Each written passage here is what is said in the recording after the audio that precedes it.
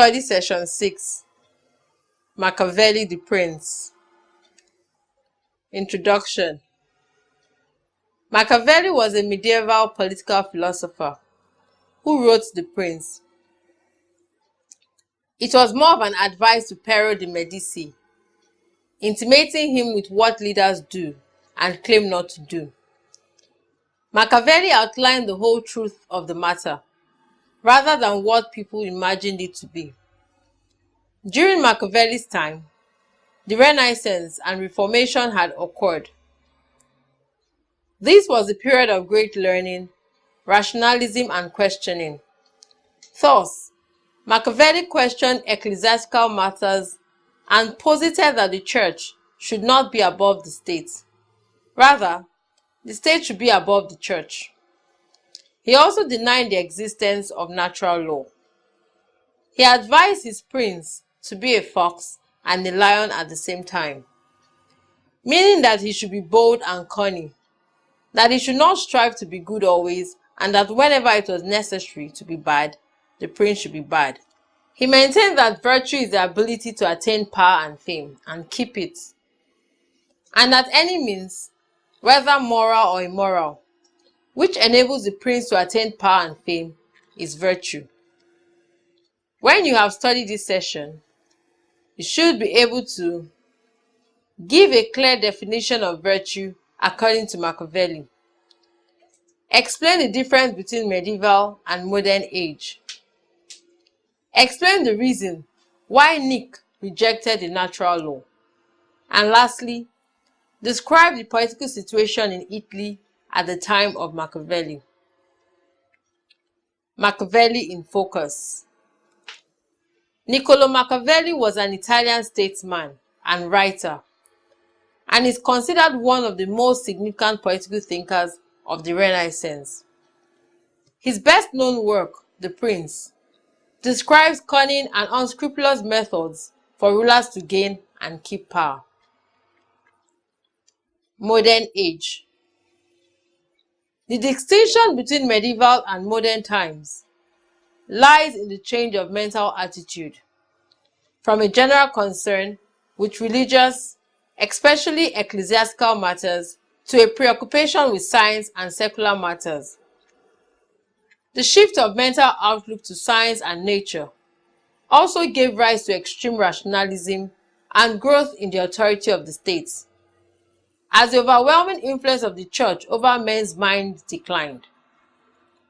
The political authority of the clergy and of the higher prelates especially over secular powers also declined. The Renaissance had rekindled interest in classical Greek writing and philosophy, and the Reformation had openly questioned even the spiritual authority of the Roman Church itself. Thus, there gradually developed first a period of extreme rationalism, the Age of Enlightenment, during which the emancipation from the authority of the church led to the growth of individualism, even to the point of anarchy. Later, also emerged from this confusion, as it were, a period when it once more became fashionable for man to give sway to his emotion and to question this extreme individualism associated with capitalism and the sway of private property.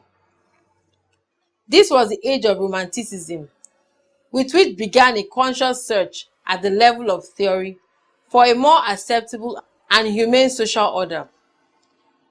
There is therefore nothing monolithic about modernity. Our modern age is highly punctuated by changes in mental attitude. What is probably more constant about modernity is the general ascendancy of the power of the state over every other social institution since medieval times. Machiavelli, 1469 to 1527, the first of the three political thinkers considered in this section, belongs to the transition from medieval to the modern age, but is usually classified as the first modern political philosopher. The moral and political anarchy of the 15th century in Italy that was appalling gave rise to the plausibility of the doctrines of Machiavelli. Machiavelli the Prince.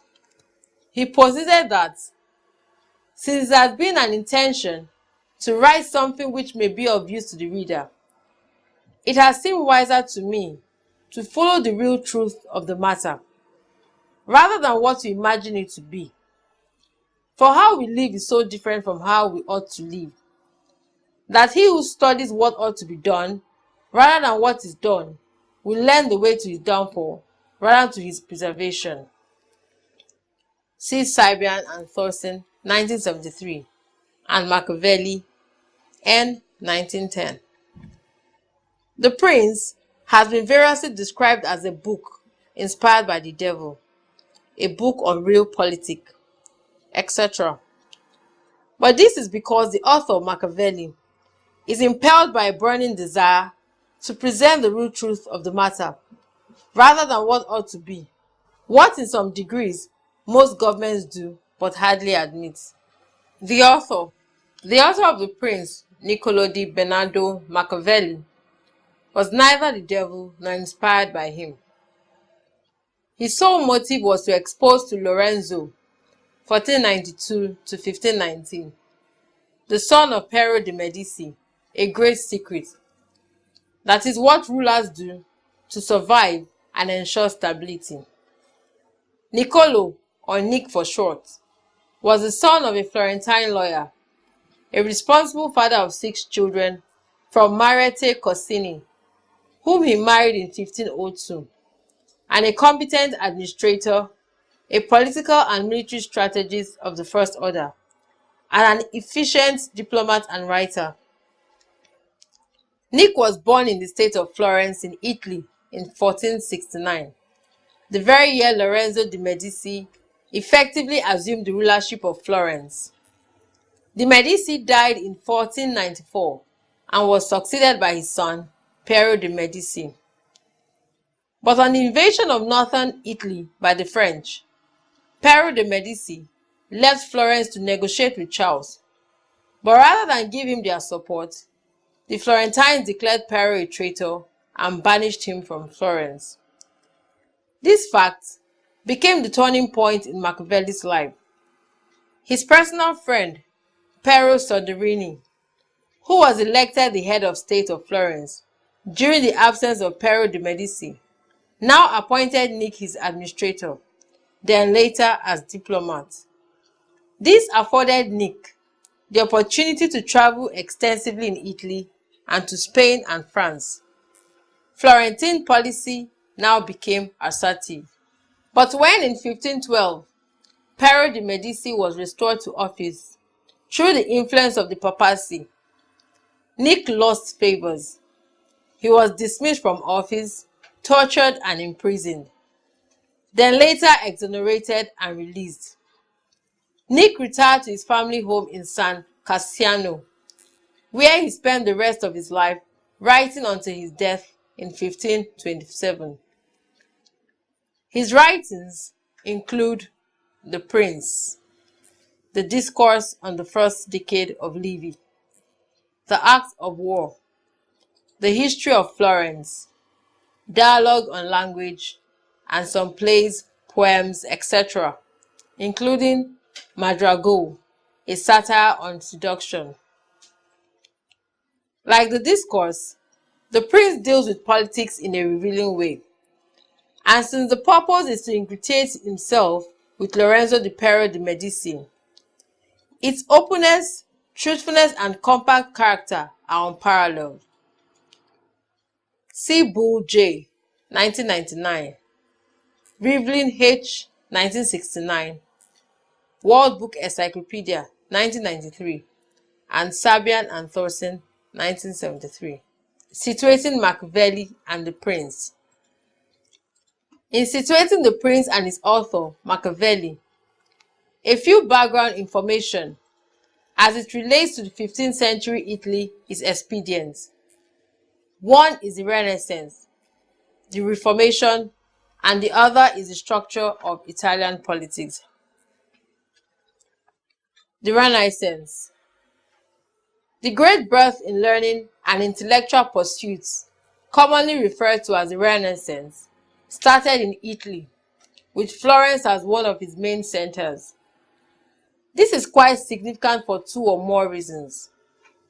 One is the emphasis on intellectualism, which produced great names like Michelangelo, Dante, Petrarch, Bassanio in the arts and letters, and Copernicus, 1473 to 1642, Galileo, 1564 to 1642, Leonardo da Vinci, and Sir Isaac Newton in the sciences.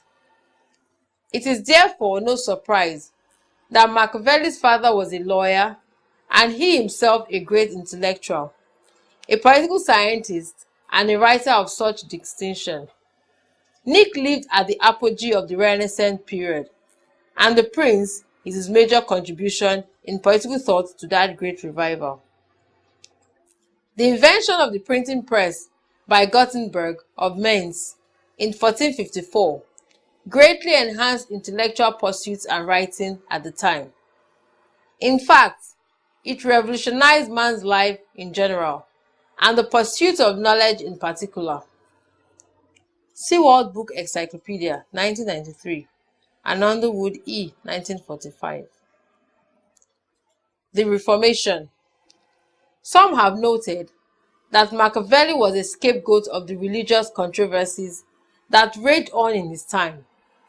At one point, Nick is said to be anti-clerical, leveling scathing comments against the papacy, and intolerable of Catholics, especially of the Counter-Reformation. On the other side were the Protestants, who saw him as the tutor of Catholic kings, who were directly responsible for the massacres of the St. Bartholomew's Day. This hostility towards Machiavelli reflects strongly his secular position and concern for the subordination of the spiritual to the temporal powers of the state. Religion was secondary. The state was the crucial factor. Such antagonism was only possible during the Reformation period, when, as a result of the Renaissance, man had developed a very critical mind towards the doctrine, wealth, and life of the church, and statesmen were determined to assert their independence of the church. Note that Martin Luther, 1483 to 1546, the greatest name in the Reformation and Protestant movement, was a contemporary of Machiavelli. So were several others, including Erasmus, 1467 to 5360, the Dutch, who translated the Bible into Latin, the French lawyer John Calvin, 1509 to 1564, who by all standards was directly responsible for the spread of Protestantism, Calvinism in Europe. The language of Machiavelli was no more than a reflection of the sentiments of the period. See World Book Encyclopedia, 1993, and Underwood E., 1945. The political position in Italy. Politically, the Italian peninsula at the time of Machiavelli in the 15th century consisted of several small states, some of them monarchies, others republics. Only 5 of them, Florence, Naples, Venice, Milan, and the papacy, were of considerable size and power. These 5 also dominated the politics of the peninsula.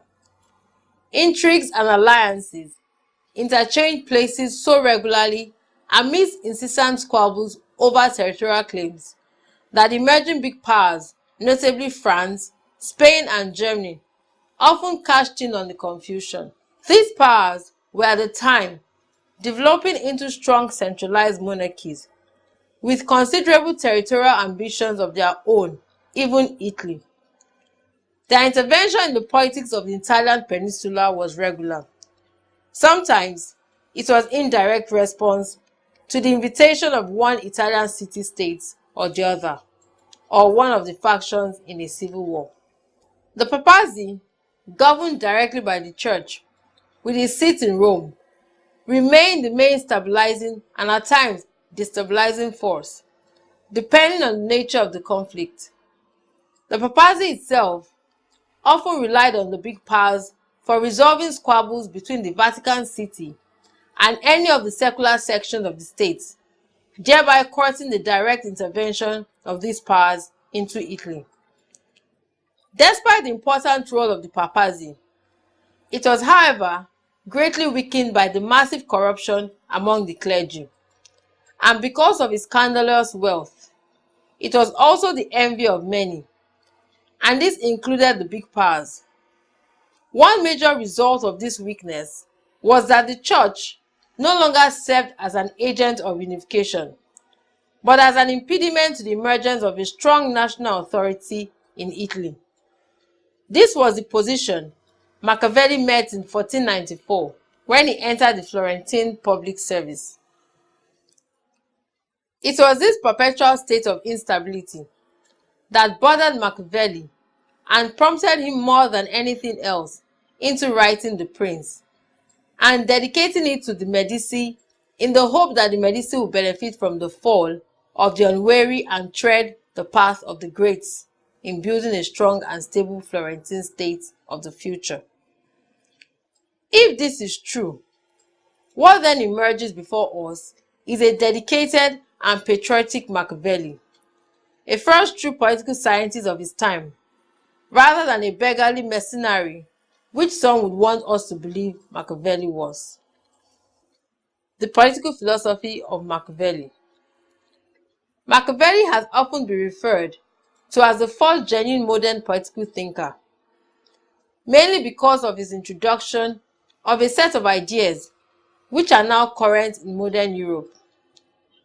His rejection of the separation of the temporary from the spiritual means, first, the denial of the divine law, and secondly, the denial of the natural law. The two main principles of the Catholic system, which had held sway in medieval Europe and also dominated medieval thoughts. On his denial of divine law. We note that one of the cardinal tenets of Christian faith is that man is destined to supernatural end.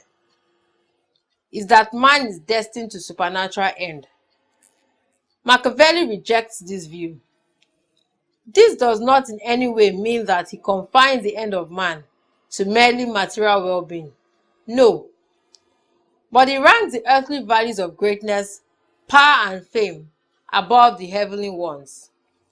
This is a significant departure from the position of Aquinas, the medieval political thinker, who had argued that man had need of two laws because he was destined for two ends: the human law to serve his well-being in this material world, and the divine law to direct him to the attainment of blessedness in the next. The implication of this Aquinas position was far-reaching because the two laws formed the basis of the separation of powers in medieval times.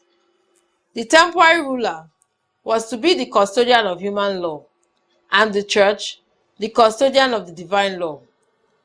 As the two laws were distinct and served two distinct purposes, so each of the two authorities had its own distinct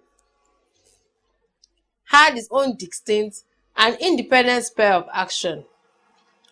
But more importantly, since man's spiritual end was of more importance to him than the natural one, the church was by implication superior to the state.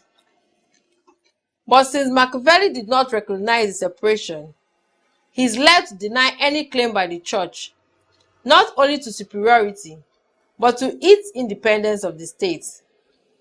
This does not mean that he despises religion, because to Machiavelli, religion is necessary for the health and prosperity of the state. But he attributed a place to religion within the state, not above nor beside it.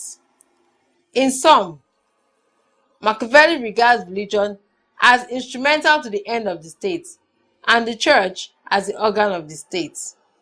See Convicts, M.R. and Murphy, A.E., 1948.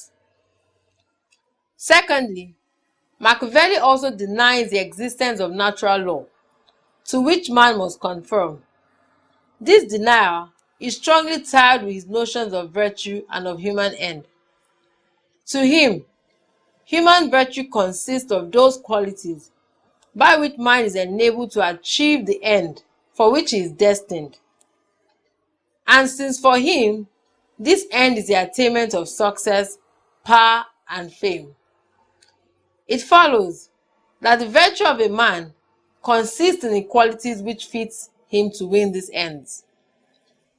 See Pocock, J. G. A. 1975. The doctrine of natural law implies that there are eternal canons of right conduct, to which a good man must conform. Man's virtue, therefore, is judged by the measure to which his conduct conforms to these canons or natural law. Machiavelli rejects this interpretation of virtue.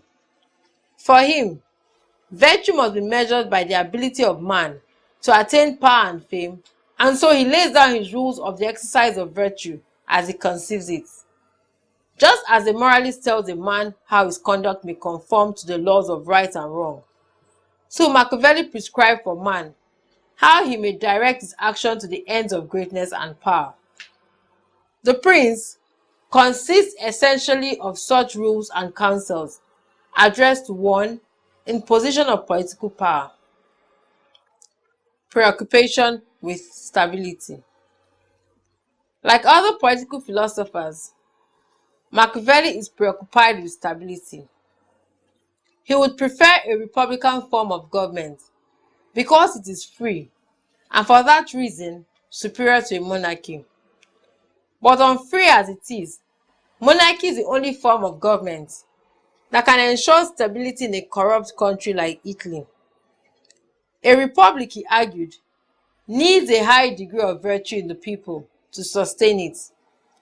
Since Italy was corrupt and unable to govern itself, it must be governed by a prince or preferably a tyrant. His justification of imperialism. Machiavelli justified imperialism on the grounds that it is a mark of the expansion associated with man's natural virtue to be free. Just as the vigor of a healthy body is shown in its power to grow, so is a people's pursuit for freedom shown in their ability to acquire empire. All free governments have two principal ends. One is to enlarge their dominion, the other is to preserve their liberty. This, however, is far from the modern imperialism, with its emphasis on economic exploitation and exploration. Summary. Niccolò Machiavelli was a medieval political philosopher who wrote The Prince. His prince was in form of an advice to Pero de' Medici on how he was to retain himself in power. Machiavelli advised the king to be a lion and a fox, that he should use whatever means, either moral or immoral, good or bad, to retain himself in power.